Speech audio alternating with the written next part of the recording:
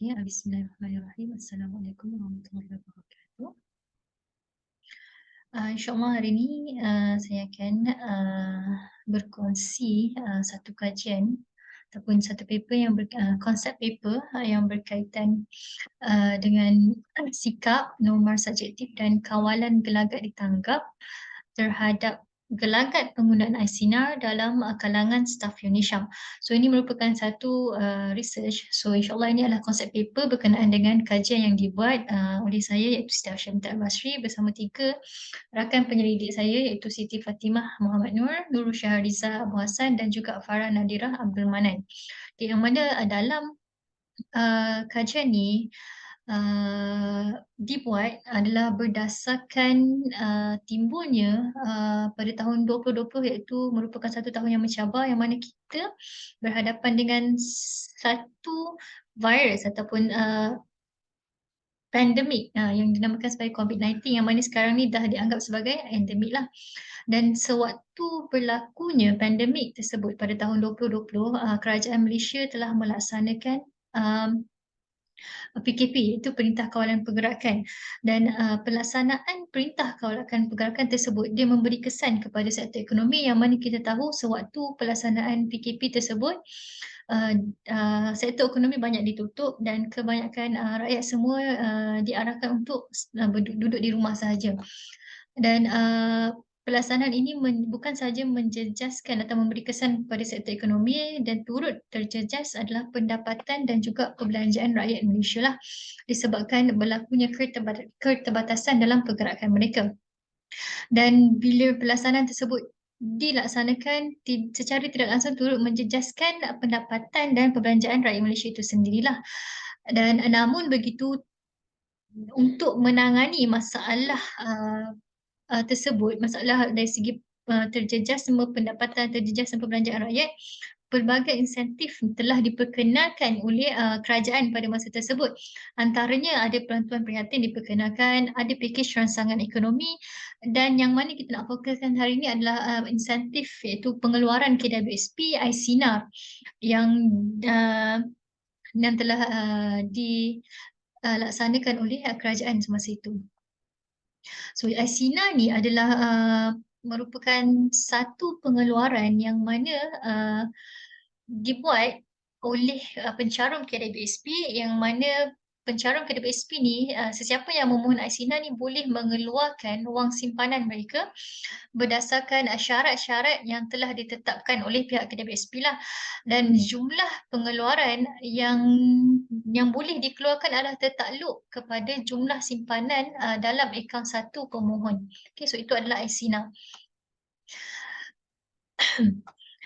Dan setelah diluluskan ataupun insentif ini diperkenalkan oleh kerajaan, jumlah permohonan pengeluaran yang sangat banyak telah diluluskan oleh kerajaan. Dan seperti kita jangkakan, kebanyakan permohonan pengeluaran untuk iSinar ini adalah dibuat kemungkinan untuk menampung perbelanjaan dan memenuhi keperluan harian mereka. Tapi kita kena ingat dalam era pandemik ni, bila mana ada pegangan wang yang sangat banyak dalam serta-merta, so kat sini masyarakat dia perlu bijak dalam menguruskan keuangan dia dalam masa nak meneruskan kelangsungan hidup menggunakan iSinar yang masyarakat ni dapat.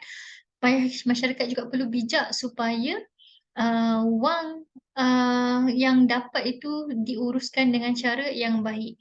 So jadi bagi pemohon-pemohon yang melaksanakan ataupun memohon untuk pengeluaran iSinar ni, mereka perlunya keperluan untuk mereka untuk memahami pengurusan keuangan kan, dalam menguruskan pengeluaran iSinar tersebut, wang iSinar yang dikeluarkan untuk mengelakkan kebocoran bagi setiap ahli lah yang melaksanakan pengeluaran, supaya tidak akan ada masalah tidak cukup ataupun masalah lain yang timbul dalam membantu mereka berhadapan dengan fasa endemik ini. Okey. kenapa dititik beratkan tentang pengurusan keuangan dalam fasa pandemik ni adalah disebabkan ada beberapa isu yang timbul lah, dan isu itu di mana berlakunya masalah dalam pengurusan keuangan sewaktu berhadapan dengan pandemik, dan yang mana ada beberapa media menekankan tentang isu di mana sewaktu pandemik ini perlunya muhasabah keuangan dalam kalangan masyarakat dari segi pengurusan keuangan, dan ada juga isu di mana 53% rakyat Malaysia ni tertekan dalam menguruskan keuangan semasa COVID-19 itu berlaku, dan turut terkesan sukar untuk melaksanakan pengurusan keuangan itu sendiri sewaktu berlakunya COVID-19. So di situlah kajian ini untuk memfokuskan untuk melihat di ke mana iSinar itu kegunaannya diuruskan oleh staf UNISHAM itu sendiri, dan bagaimana untuk seharusnya wang iSinar itu digunakan, dan memberi kesedaran juga kepada staf UNISHAM itu sendiri cara pengurusan keuangan yang sebenar. Disebabkan timbul isu-isu yang banyak berkenaan dengan masalah dalam menguruskan keuangan sewaktu COVID-19 berlaku. Dan untuk mengenal pasti corak ataupun penggunaan yang dibuat oleh staf UNISHAM itu sendiri, kami menggunakan theory of planned behaviour, yang mana dalam theory of planned behaviour ini kami mengambil 3 variables sebagai dependent variables untuk mengenal pasti gelagat penggunaan iSinar dalam kalangan staf UNISHAM, yang mana kami mengambil variables yang sikap, variables norma subjektif, dan variables kawalan gelagat ditanggap. Dan berdasarkan 3 variables teori planned behaviour ini, satu soal selidik dibina dan hasil dan akan diagihkan kepada staf-staf UNISHAM, dan hasil daripada soal selidik inilah akan dianalisis menggunakan SPSS. Dan kajian ini, hasil yang diharapkan untuk kajian ini adalah kami nak menjadikan satu panduan pengurusan keuangan yang berkesan dalam kalangan staf UNISHAM, di mana bila mana datangnya mana-mana sumber ataupun dapat mana-mana sumber keuangan, mereka boleh rujuk satu panduan pengurusan keuangan inilah untuk mendapatkan satu pengurusan keuangan yang lebih rapi dan tersusun agar tidak ada masalah yang akan timbul di kemudian kelak. So insyaAllah itu sahaja untuk konsep paper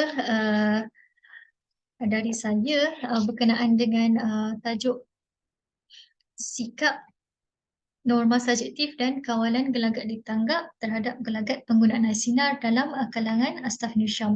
Dan diharap kajian ini dapat membantu bukan sahaja saya maupun staf UNISHAM sendiri dalam memahami cara ataupun proses pengurusan keuangan yang sebenar, agar akan datang kita mampu untuk menguruskan keuangan kita dengan lebih rapi dan lebih baik lagi dalam apa saja situasi, terutama dalam situasi-situasi yang getir seperti COVID-19 ini ataupun pandemik dan endemik ini, insya-Allah. Itu sahaja daripada saya.